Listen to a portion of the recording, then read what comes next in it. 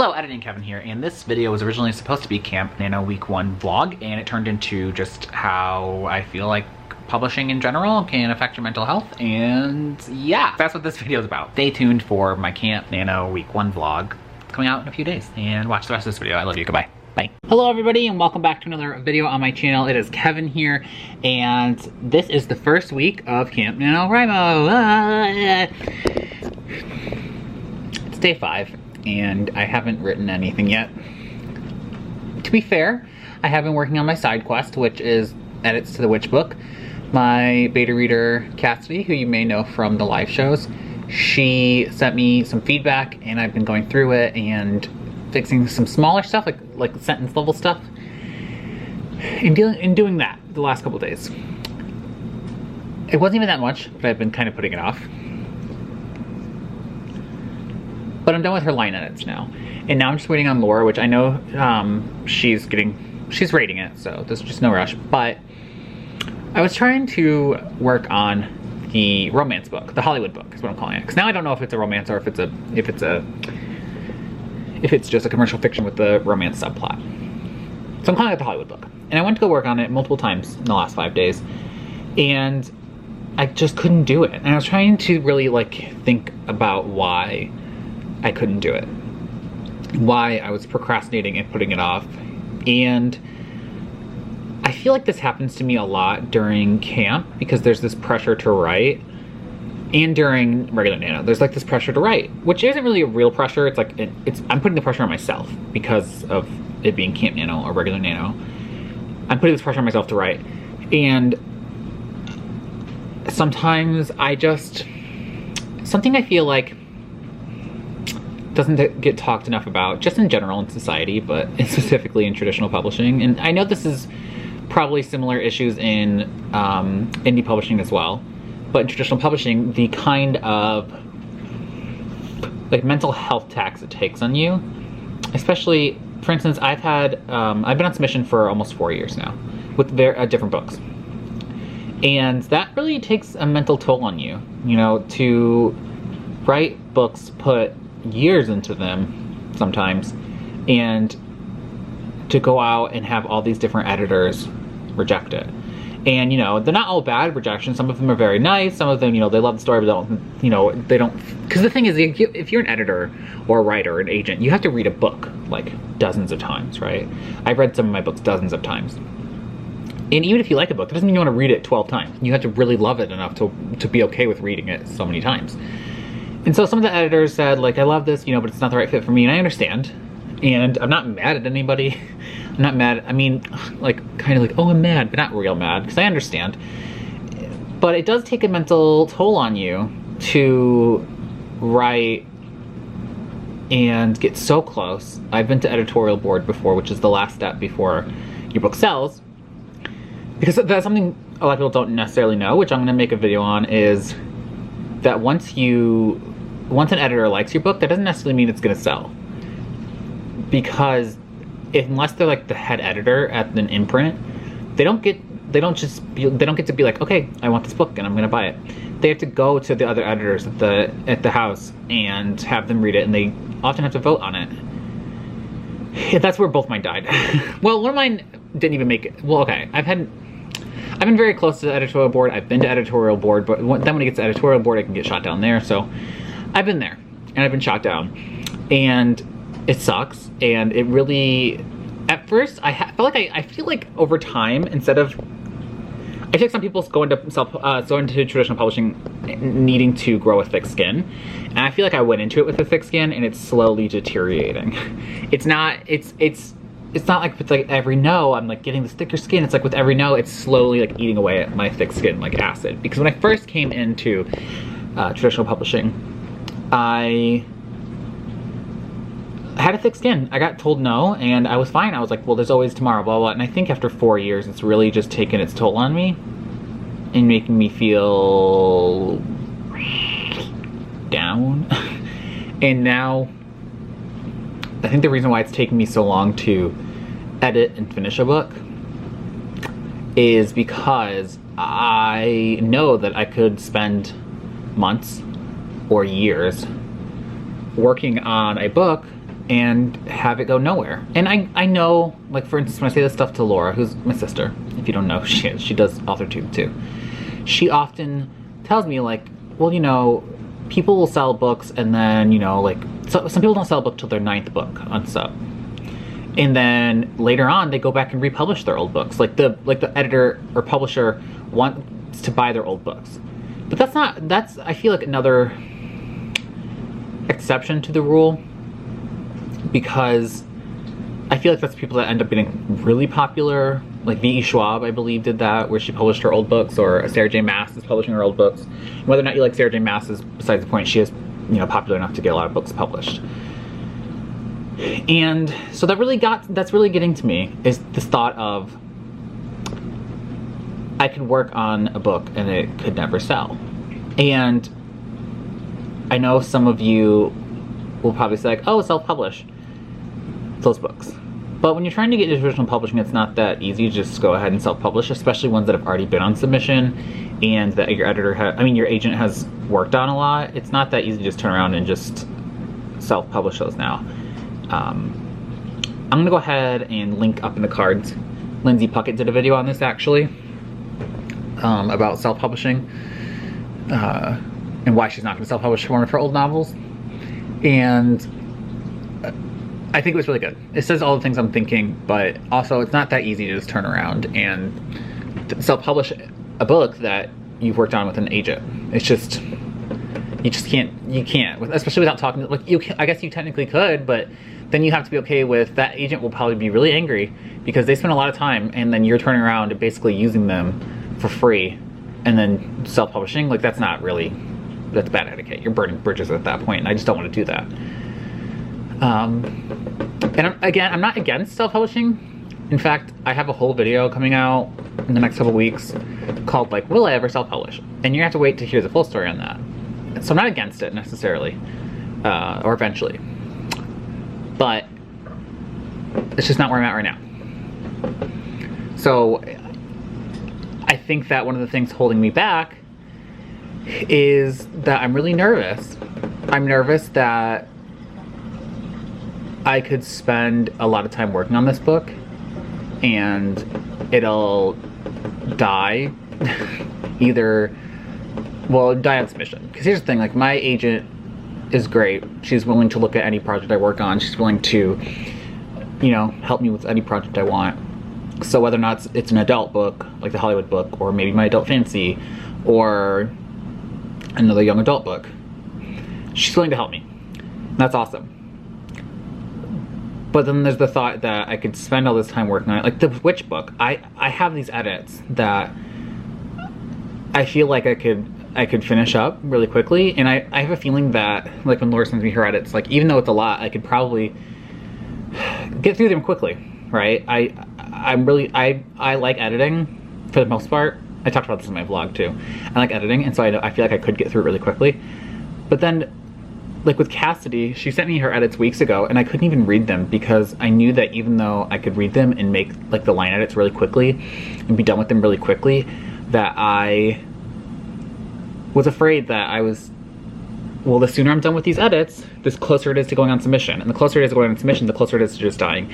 I know it's a horrible, horrible way to think about it, because I should try and stay positive and like always hope.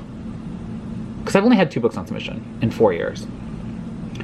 And that is, I mean, some people can write multiple books a year, you know? I've written other things that just haven't gotten to the point where they've gone to submission, or I've written things that I didn't send to my agent because I just decided not to for various reasons. I've had other books like die, shelf, whatever you want to call it, along the way that never made it to my agent. And so I probably could have had other things go on submission. So that's part of the reason why like half my brain, or part of my brain, is like, well, yeah, you've been on submission for 4 years, but it's with the same 2 books. And to be honest, like my first book, I just don't think it'll ever sell. At least not. I've edited it completely like 3 times now, and I just am okay with shelving that book. I keep saying my agent. Her name's Rena. She really believes in that book. She still really loves it, and she's still trying to find a home for it. But like, I'm okay with it not selling. At this point, I've kind of accepted that. I've kind of moved on. My second book I really loved, and I don't know if that'll ever sell either. And I've kind of moved on from that as well. But I'm nervous for the Witch book to go on sub because I've been working on it for so long that the thought of it also dying makes me really sad. And my second book, when I went out in submission, I didn't have this fear because my first book was still on submission. I actually hadn't done that. That's the thing, is like I got my first and second book out on submit. I got my first book on submission pretty quickly, probably within the first 6 months of signing with Rena. And then my second book went on submission really quickly because we edited it pretty quickly. It went on submission probably it was within a year. So I haven't had anything new go on submission in probably about a year and a half. Yeah, probably about a year and a half. And watching those two kind of flounder has made me very scared and sad to have another book on submission. This video was originally going to be the start of my week 1 camp vlog, and I just think this is going to be a standalone video now because it's been almost 11 minutes. But needless to say, I don't know if it's needless to say, but really what it comes down to is I have this anxiety of starting a new project that I'm afraid that I'm sinking my time into something that doesn't matter. And I feel like that's such a shit way of thinking because every book you write is practice. Whether or not it sells, it's still good to learn storytelling and character arcs and all kinds of things. So no book is ever a wasted potential or wasted writing. And I love writing. I love it. I love storytelling. I love writing. You know, I wanted to be a writer since like the 6th grade. Like a lot of people say, like since they were like, you know, 1, blah, blah, blah. I specifically remember the exact day I decided like, I want to do this. Like this is what I want to do. And it's all I've ever wanted to do since then. Not all. There are some other side things I'd like to do, but it's one of my biggest dreams. And I have this anxiety of it's holding me back. And it's sad because a lot of people I don't think realize, like, I didn't know that I already have, you know, I have an anxiety disorder as well as clinical depression. And these are things that I'll have for the rest of my life. And so I'm sure that publishing probably isn't as hard on some other people as it is me. But I see some people I knew sign with agents around the same time I did, and they haven't sold anything either. And some of them. And very particularly, like very specific, I was on Twitter yesterday and one of them tweeted like, I have to accept that I'm probably never gonna sell a book. And so I know it's not just me that's suffering. I guess it seems dramatic. That's dealing with these feelings. And it's just hard. It's hard to, like, I didn't know going in, I didn't know going into traditional publishing that it could be so hard. And again, I think indie publishing has its own set of hardnesses. What is the word I'm looking for? Its own issues. I think that this isn't necessarily unique to traditional publishing. I mean, it is unique in the fact that like I'm looking for editors, but I think that going into traditional, I mean, indie publishing, you're also dealing with, like, let's say you launch a book and it doesn't do as good as you hoped, and you know that can take a mental toll on you as well. And I think that this really comes down to all creative endeavors. Any creative field that you're trying to make a job or a career is because it's so specific to each individual person that experiences it. Whether you're experiencing a book or writing a book or experiencing art or making art, it's individual how you react and how people react to your art. I'm just rambling now. But I am just struggling. I'm struggling to write right now, and I don't want to just be like, well, I'm gonna take some time off, because like I said, look, I want to be a writer. This is what I want to do. I want to write. I want to tell the story. I like the Hollywood book. I like lots of my other book ideas, and I want to write them. I think I'm just scared to, and I'm scared of this like looming fear that I will write as many books as it takes to get published. And I know sometimes it takes 7, 8, 9 books to write, to go on sub. I believe the author of Caraval talked about that. I think she had written 7 books or either 9 books before Caraval was finally published. And I'm willing to do that if that's what it takes, but that just seems so scary to me because you love every one of your story ideas. And you really put so much time and effort in that I can't imagine going through 5 or 6 more books writing before something sells. That to me is really terrifying. I can't imagine like watching my ideas die over and over again, and I can't believe that she managed to do it, like stay strong enough mentally to get through that. That is so wild, to have so many of your story ideas go up and to get shot down over and over again. And that's one of my fears. I was journaling earlier and I try to really look deep within myself to see, like, why am I feeling this way about everything, you know? Not just I'm feeling this, but why am I feeling this, you know? Like I'm feeling down lately about my dreams, but why am I feeling that, you know? And I think that's really what it comes down to. I have a fear of failing because I have been failing. Even if it is practice, writing books, going on submission, it's always, you know, practice for the future. I'm still failing. And I don't think failure is always a bad thing. But like you learn from your failures. But it doesn't make it any easier, you know? Sometimes it still makes you feel like crap. And that's where I'm at. I'm feeling like crap. And I'm not saying this out of like a want for sympathy or, you know, whatever. I feel like this is not something that's brought up enough, is like how hard writing and publishing, whether that's indie or traditional, can be sometimes, is that it can really take a mental toll on you. And I feel like people don't talk about it enough. I don't think that mental health is talked about enough in society in general, because I've been feeling, I googled it today just to make sure, and Mercury is in retrograde, so like, thanks. I'm gonna blame it on that because it's easier to blame it on something. I've been feeling down lately, just in general, and I was trying to like figure out why. And I feel like a lot of people, when they're feeling down,